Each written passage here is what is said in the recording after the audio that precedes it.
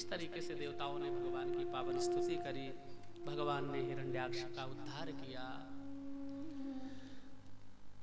परीक्षित ने पूछा, गुरुदेव ये हिरण्याक्ष कौन है जिसके कारण प्रभु को अवतार लेना पड़ा? कोई साधारण व्यक्ति थोड़ा होंगे। तब श्री सुखदेव जी महाराज कहते हैं, परीक्षित ये हिरण्याक्ष हिरण्यकश्यप जो है ये द्वारपाल हरि के दुर्जाए, ये भगवान के द्वारपाल है। एक बार सनकादिक चारों भैया भगवान के दर्शन करने के लिए वैकुंठ पधारे। भगवान उसी समय अपने द्वारपालों से बोले, देखो भाई मैं थक चुका हूं मिलते जुलते सबसे, अब यदि कोई आए तो उनको गेट पर रोक देना, मैं थोड़ी देर विश्राम कक्ष में जा रहा हूं।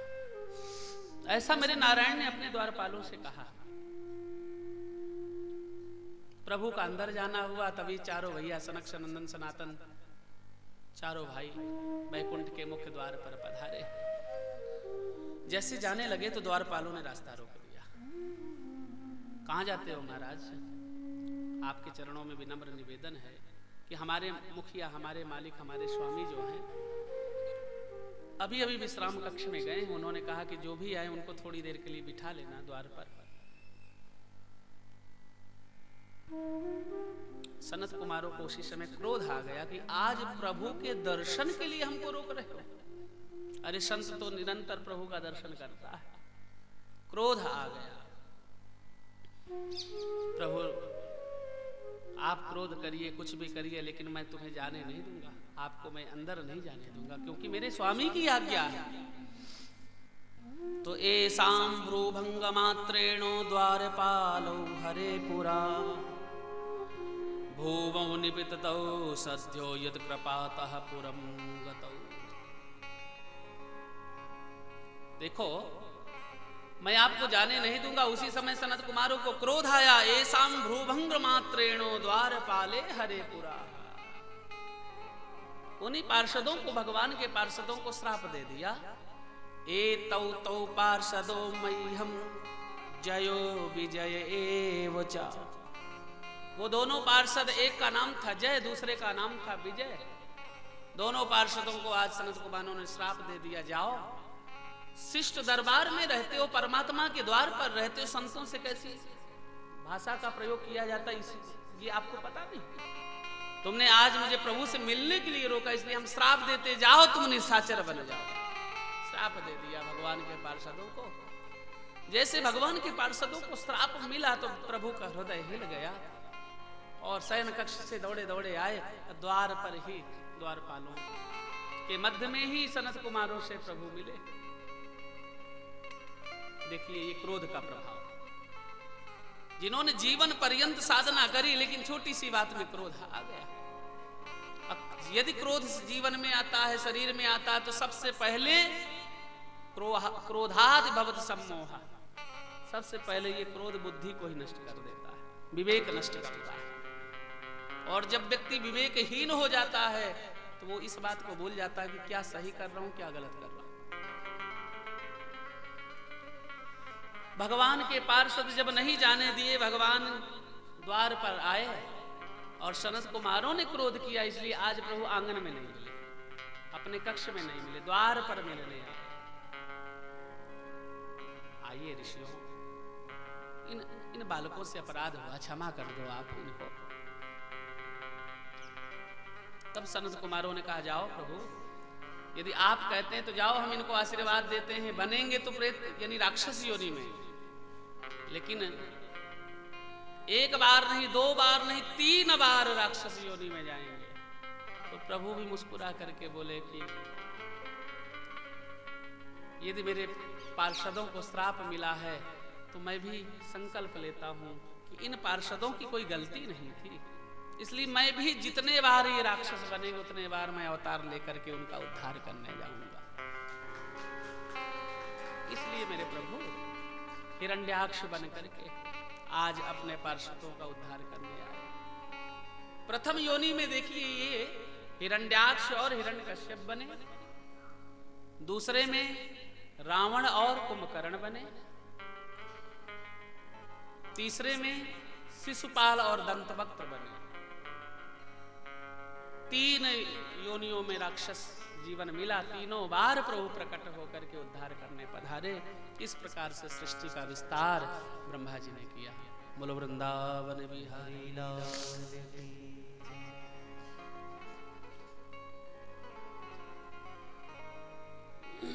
परीक्षित ने प्रश्न किया, गुरुदेव आखिर प्रभु मिलते किनको हैं? सृष्टि का विस्तार चल ही रहा था, परमात्मा किनसे मिलते हैं? कौन से ऐसे गुण धर्म को देख करके परमात्मा प्रकट होते हैं?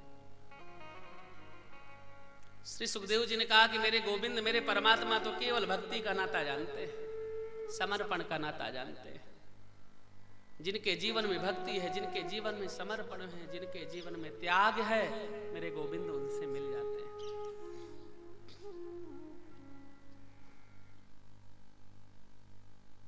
त्याग तो है ही नहीं हमारे समाज में। सुखदेव जी ने कहा, परीक्षित परमात्मा उनको मिलते हैं। किनको? परीक्षित ने कहा, गुरुदेव उन्हीं को मिलते होंगे जो बहुत ज्यादा कर्मकांडी होंगे, बहुत ज्यादा धर्म कर्म में जुड़े होंगे, जो बहुत अच्छे कुल में जन्म लिए होंगे, जो बहुत ज्यादा धनवान होंगे, तो भगवान उनको मिलते होंगे। सुखदेव जी ने कहा, नहीं परीक्षित, परमात्मा तो केवल भक्ति के नाते ही मिलते हैं। व्याधस्य चरणम ध्रुवस्य वयो विद्या गजेंद्रस्य का। अरे देखिए, उस बहेलिये को परमात्मा मिले जो रोज मांस बेचता था। मांस बेचना उसका धर्म था, उसका व्यापार था, लेकिन जीवन पर्यंत उसने मांस को स्पर्श नहीं किया। भगवान प्रसन्न हो गए उसकी कर्मनिष्ठता पर कि देखिए, दारू बेचने वाला यदि दारू का सेवन ना करे तो उसके ऊपर बहुत बड़ी कृपा है। ऐसे बहेलिये को देखो, सदन कसाई जिसका नाम था कसाई, सदन कसाई के घर में जाकर के प्रभु ने प्रसाद पाया। बोले महाराज, यदि उनको नहीं मिलते तो भगवान जिनकी उम्र बहुत बड़ी होगी, जो उम्र में बड़े होंगे, उनको परमात्मा मिलते होंगे। सुखदेव जी ने कहा, नहीं परीक्षित, ध्रुवस्य वयो। अरे ध्रुव जी की कौन सी अवस्था थी? आप लोग विचार करें, ध्रुव जी की अवस्था केवल 5 वर्ष की थी। अब 5 वर्ष में मेरे परमात्मा ने ध्रुव जी को दर्शन दिया। 5 वर्ष की आयु में प्रभु दर्शन देने पहुंचे। बोले महाराज, फिर भगवान उनको मिलते होंगे जो बहुत ज्यादा विद्वान होंगे। तो विद्या गजेंद्रस्य का। अरे जब गजराज पर, गजेंद्र पर बहुत बड़ी विपत्ति पड़ी तो भगवान की स्तुति गजेंद्र ने किस भाव से करी? उस गजेंद्र ने एक ही बात कही। समुद्र में जब डूबता जा रहा था, एक पुष्प लेकर के बोला, जिस परमात्मा ने सृष्टि का निर्माण किया हो वही परमात्मा मेरी रक्षा करे। और भगवान दौड़े दौड़े गए। राम नहीं कह पाए थे, रा कहते हरि दुख हर्यो, मां कहीं छूटो पाऊं। राम नहीं शब्द उच्चारण हुआ, रा कहते भगवान वैकुंठ से दौड़े, और मां कहते कहते तो गजेंद्र का उद्धार कर दिया, ग्राह का संहार कर दिया। परीक्षित ने कहा, प्रभु गुरुदेव, निश्चित रूप से भगवान उनको मिलते होंगे जो अच्छे कुल खानदान में जन्म लेते होंगे। सुखदेव जी ने कहा, नहीं परीक्षित, का जातिर विदुरस्य यादव पते। अरे विदुर जी की कौन सी जाति थी? दासी पुत्र थे, लेकिन उस विदुर की कुटिया में जाकर के भगवान ने केले के भोग का छिलका लगाया, छिलकों का भोग लगाया।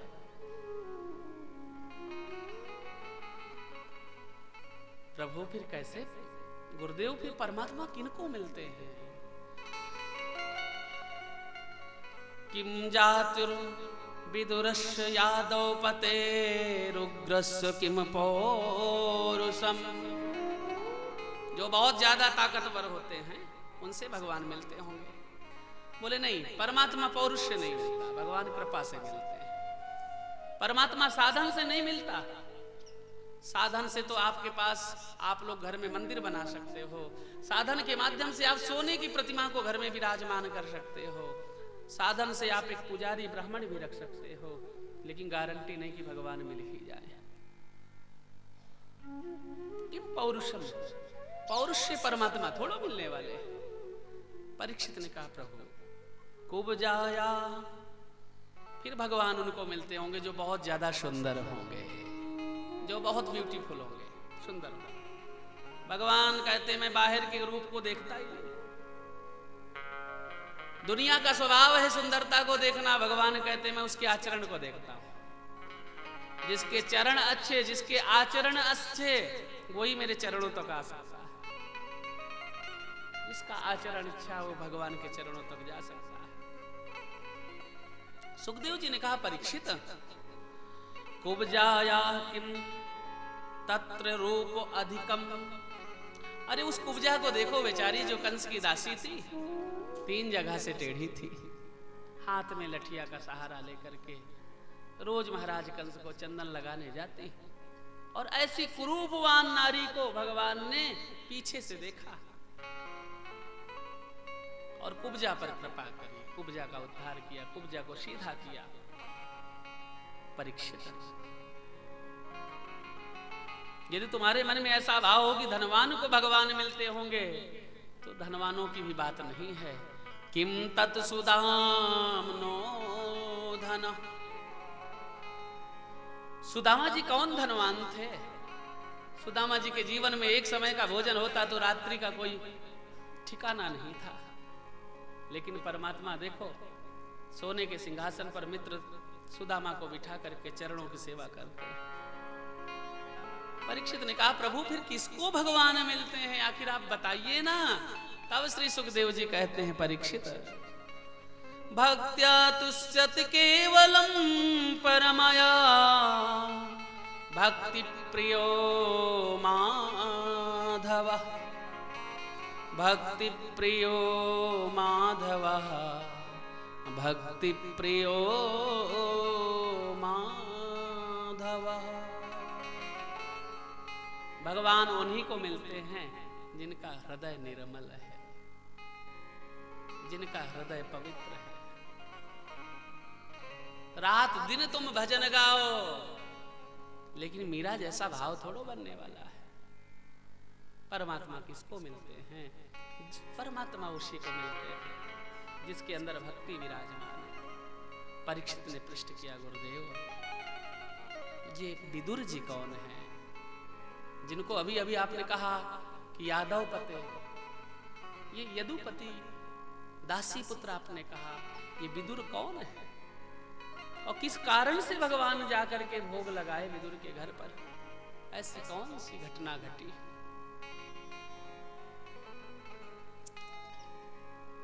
किम जातिर्विदुरस्य यादव पते। कौन सी जाति के थे? कैसे भगवान ने उनको उनके घर में जाकर के कृपा करी? श्री सुखदेव जी महाराज वर्णन करते हैं परीक्षित, एक बार कौरव और पांडवों के बीच में आपस में सामंजस्य नहीं बन रहा था, सामंजस्य नहीं बन रहा था।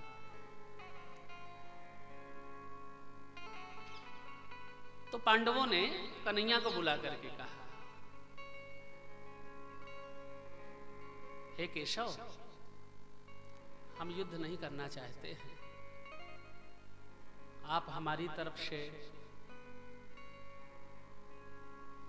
शांति दूत बन करके जाइए, हमारी तरफ से शांति दूत बन करके जाइए और हमारा संदेश कहिए। कन्हैया शांति दूत बन गए। युद्ध का परिणाम बहुत बुरा होता है। छोटी छोटी बातों में लोग झगड़ा कर लेते हैं बिना परिणाम सोचे हुए। महाराज वंश नष्ट हो जाता है, धन वैभव सब नष्ट होता है।